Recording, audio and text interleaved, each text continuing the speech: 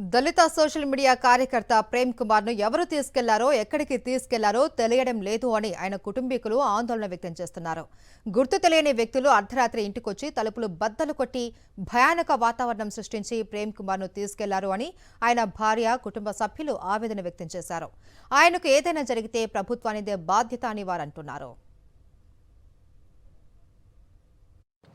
తలుపు శబ్దం డోర్ కొట్టినట్టు వినిపించిందండి.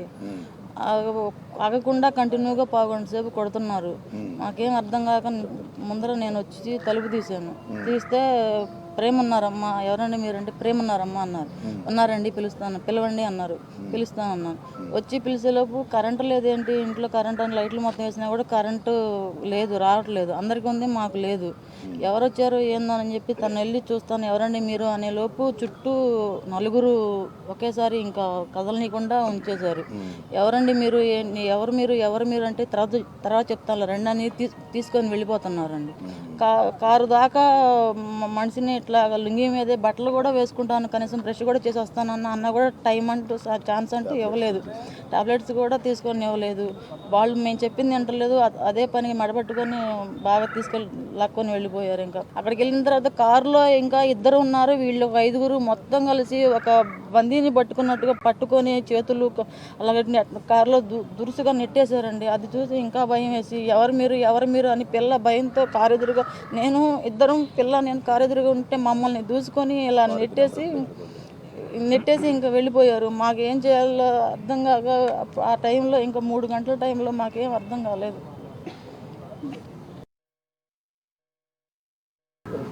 మిడ్-నైట్ 3 o'clockకి వచ్చి డోర్స్ కొట్టారండి. మా మమ్మీ వచ్చి ఎవరండి డోర్స్ ఓపెన్ చేశారు. ఎవరండి అంటే ప్రేమ ఉన్నాడా అన్నాడండి. ఉన్నారండి, పిలుస్తాను ఆగని వచ్చారు డాడీ బయటికి. ఎవరు సార్ మీరు, చెప్పండి సార్, ఎవరు సార్ అని. మేము ఎవరైతే మీకు ఎందుకమ్మా, ముందర రమ్మని చెప్పన్నారు సార్. లేడీస్ అని చూడకుండా ఎట్లా పడితే అట్లా బిహేవ్ చేశారు సార్. నేను అడ్డుకోవడానికి ప్రయత్నిస్తే నన్ను కూడా నెట్టుపడేశారు సార్. మా ఫోన్స్ అన్నీ తీసుకున్నారు సార్. మా మమ్మీ మొబైల్ పగలు కొట్టేశారు సార్. ఒక్క 1 second టైం ఇవ్వండి సార్, మా డాడీకి బీపీ అప్ అండ్ డౌన్ అవుతుంది సార్, ఒక్క 1 second ఇవ్వండి సార్, టాబ్లెట్ వేసుకొని వస్తారు సార్ అంటే ఏమైందిలే అమ్మా ముందర రండి అని చెప్పి తీసుకెళ్ళారు సార్. కనీసం ఒక్క 1 second కూడా టైం ఇవ్వలేదు సార్, టాబ్లెట్ వేసుకోవడానికి కూడా ఇవ్వలేదు సార్. ఈరోజు తెల్లవారుజామున 3 గంటల సమయంలో మా అన్నవాళ్ళు నల్లజరువు 17 లేని పైన డాబా పైన ఉంటారు. 3 గంటల జాములో రాత్రి పడుకునేటప్పుడు మా అన్నయ్య వాళ్ళు గేట్ తాళం వేసి పడుకుంటారు. ఆ గేటుకి వేసిన తాళం బ్రేక్ చేశారు. లోపల తలుపులు బాగా కొడతా ఉన్నారంటే శబ్దం చేస్తున్నారు తరచుగా. ఎవరని బయటకు వచ్చేసరికి మా వదిన అడిగారంట, ఎవరండి మీరంటే ప్రేమ్ కుమార్ ఉన్నారంటే ఎవరన్నా ఏదైనా అవసరం ఉండి వచ్చారేమోనని. ఉన్నారండి, పిలుస్తానని అని చెప్పారంట. ఈలోగా వస్తుండగానే వెంటనే ఉన్న 5గురు కారులోకి ఎదురున్నారు. దానికి నెంబర్ ప్లేట్ లేదు, ఇన్నోవా క్రిస్టా, వైట్ క్రిస్టా వేసుకొని వచ్చారు. వచ్చిన 5గురు మా అన్నయ్య మీద దాడి చేసి అడ్డుపడ్డ మా అన్నయ్యను, అన్నయ్య వాళ్ళ పాప, మా అక్క, మా అమ్మగారు, వాళ్ళ నలుగురిని ఎటు పడితే అటు నెట్టేసేసారంట. తలుపు కూడా బద్దలు కొట్టేశారు, కింద పైన డోర్లు పగలు కొట్టేసేసి వాళ్ళని తీసుకుని వెళ్తున్నారంట. ఎవరండి మీరు ఏదని అడుగుతున్నా కూడా ఏ మాత్రం సమాధానం చెప్పలేదు. మాకైతే మరి ప్రాణహాని ఉంది మా అన్నయ్యకి, మేమైతే భయపడుతూ ఉన్నాం.